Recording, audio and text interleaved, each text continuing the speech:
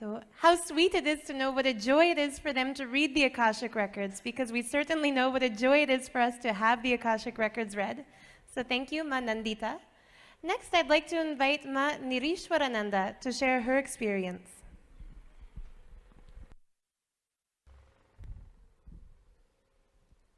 Nithyananda.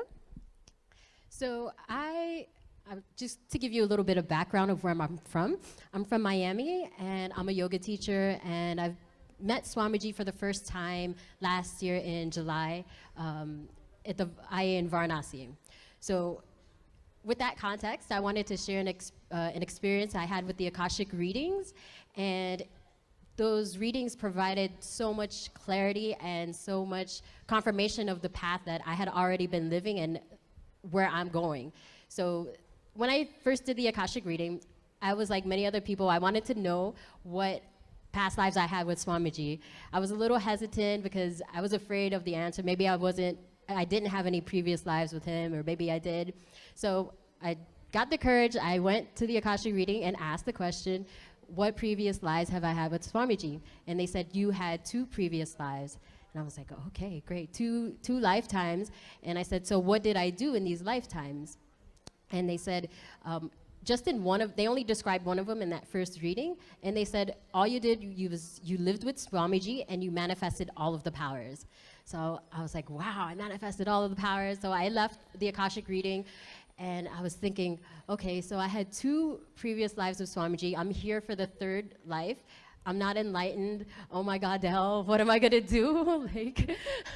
So I decided to go back the next day and follow up with the question, because it reminded me of the day in Sadashivoham where all of the some of the Balasants were on stage describing their past life experience. And I remember Tattvananda explaining how he missed enlightenment because he missed the listening. And I thought, oh my God, maybe that's me. So I had to ask. And so the next day I asked, did I miss enlightenment? And if so, how? And they said, no, you didn't miss enlightenment. You attained enlightenment, and you decided to come for one more time just to live with Swamiji.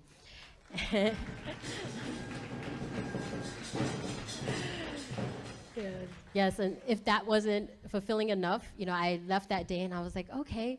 And then I was telling different people in Nithyananda Yogam, and they were like, well, in what time periods did you live with Swamiji? Were you with him when he was Meenakshi or any other form? And I was like, oh, they didn't say. So I had to go back the next day and ask.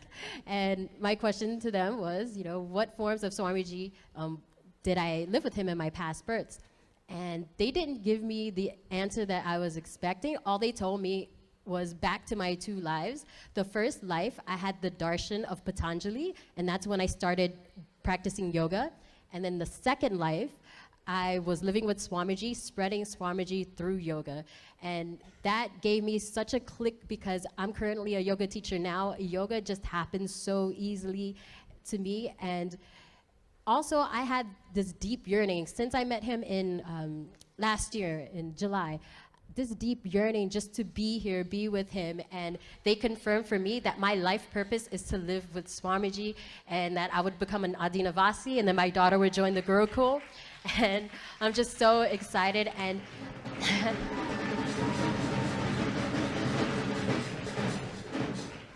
and often when I teach my yoga classes, I always tell my students, your reality is reflected on the inner space and the inner cognition you carry, right? That has a trajectory in life, and we could always change that trajectory on just by our mental setup.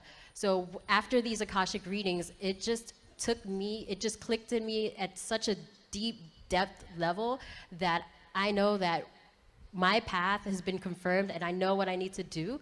So I encourage everybody to get their Akashic readings done, because you never know what kind of depth and what kind of shift can happen to you. So thank you, Nithyananda.